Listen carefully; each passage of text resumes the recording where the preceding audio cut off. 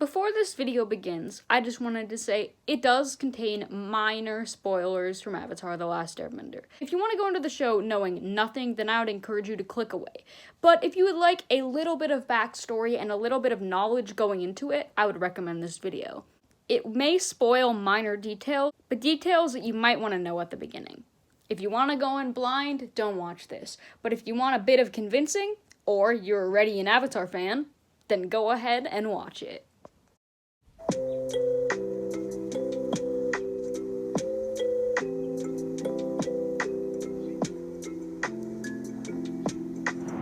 Avatar: The Last Airbender is widely viewed as one of the greatest TV shows of all time. I could go on and on about how much I love it, but that's been done many times, by me and by others. So today I'm going to talk about why Avatar: The Last Airbender is still so special, even 15 years after it first came out. This video may contain extremely small spoilers, but this video is for everyone, whether you're a die-hard fan or have never seen or heard of it before. With that being said, let's get into it. Reason number 1. Every great story has compelling and memorable characters.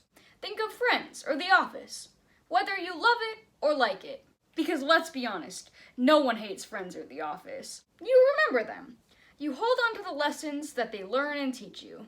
Avatar: The Last Airbender does this wonderfully. Within the first episode, we see the goofy leadership skills of Sokka, the motherly, caring Katara, and the childlike wonder and imagination of Aang, and the honor and destiny-obsessed Zuko. With the main characters being children, kids can relate to them, teens can feel for them, and the adults grow apparently love for these characters. But instead of the characters keeping their same traits, and them not being explained or explored, Avatar spends episode after episode fleshing out these characters and explaining how they came to be. Katara is motherly because her mom died when she was just 8 years old, causing her to grow up way too fast and to watch out for her older brother Sokka. Sokka is a leader as a result of his dad and all the men of his tribe leaving for war, causing him to be the man of the tribe even though he was only 12 when his dad left. Aang is a 12-year-old boy who is full of wonder and playfulness as a result of living with the imaginative and peaceful monks called air nomads. His whole race was wiped out, I'll get to that later, so he clings to his ways, knowing that he is the only way his culture can live on. Even remaining a vegetarian, even though no one is making him and it is sort of a pain and inconvenience to him, he still honors his culture, even if it's only him left. Zuko is an evil firebender who is obsessed with tracking down the Avatar to restore his honor. Though he is presented at the beginning as the villain, we soon realize that Zuko isn't evil. He is simply trying to gain back his father's love and respect. Zuko noticeably has a large scar in his left eye. While in most stories, scars are used to make a character scary. I mean, just look at Scar from The Lion King. In Zuko's case, it is a heartbreaking backstory. When Zuko was 13, he spoke out of turn at a war meeting. Not a big deal, kids make mistakes, right? Wrong. Zuko's father, the Fire Lord, was very unhappy and ordered Zuko to duel him in an Agni Kai, which is Avatar's version of a duel. Even though Zuko was on his hands and knees begging for forgiveness, his father still fought his son and then banished him from his home. The only way Zuko could rejoin his evil royal family would be to capture the Avatar. So as you can see, every one of our 4 main characters have quite the tragic past, but they still move forward and prove that the past can be a great teacher. In this show, our gang deals with death, genocide, war, abuse, neglect, and even a schizophrenic episode, all while still presented in a kids show and presented in a way that 4-year-olds, 14-year-olds, and 40-year-olds would all like and enjoy. This show also tackles disabilities extremely well. In Season 1, Sokka, Katara, and Aang meet a boy named Teo, who despite being in a wheelchair proves that he is just as capable as everyone else. Oh, one side character isn't enough, you say? Don't worry. Season 2 welcomes one of the most bad, but not the other one, characters TV has ever known, Toph Beifong. Toph is one of the main characters, joining Sokka, Katara, and Aang for the rest of the show. Toph can wipe out grown men with the move of one finger and is the best earthbender in the world, even inventing a new form of bending called metal bending. She helps save people time and time again, and shares her metal bending skills with the world. Oh yeah, I forgot to mention that she's blind. I don't know! I mean, seriously, what's with you people? I'm blind! Another amazing thing about these characters is none of them are white. It's one of the only shows in Western media to not have a single white person. And as a white person, I love that.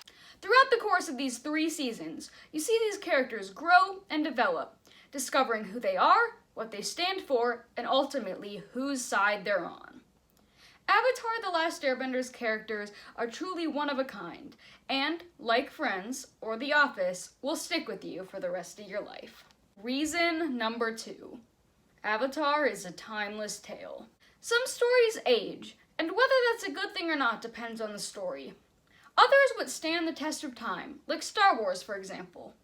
Even though it came out in the 70s, it is not dated in the story, and has technology that is both futuristic and ancient, making it seem like it could take place at any time. Avatar, like Star Wars, is one of these stories. Avatar is a story about people who can bend elements. Bending is the word used in their universe to describe controlling or having the power of elements. There is earth bending, water bending, fire bending, and air bending. Certain people are born with these powers, like Zuko and Katara, while others are not, like Sokka.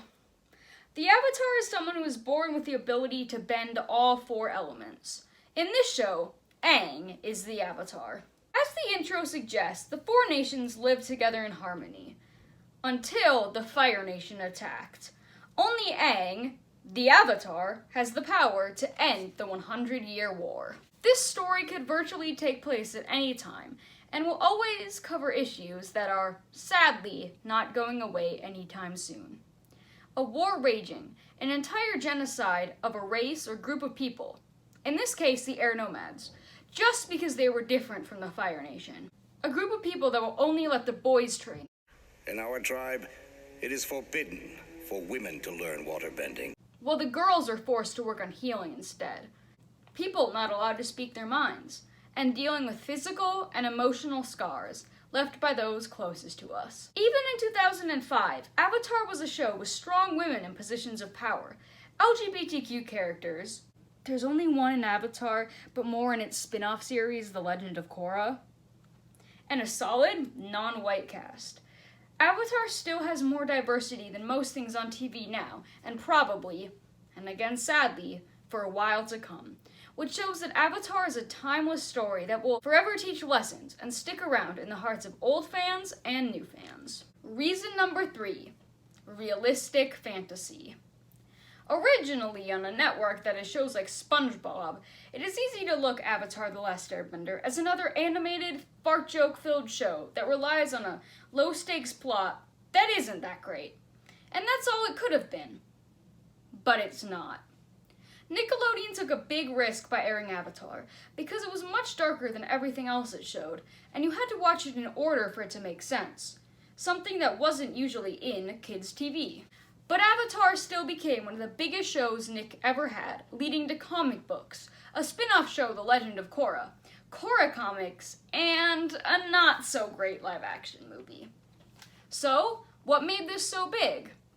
Well, despite being fantasy, it is very realistic. All the characters, for the most part, act their age.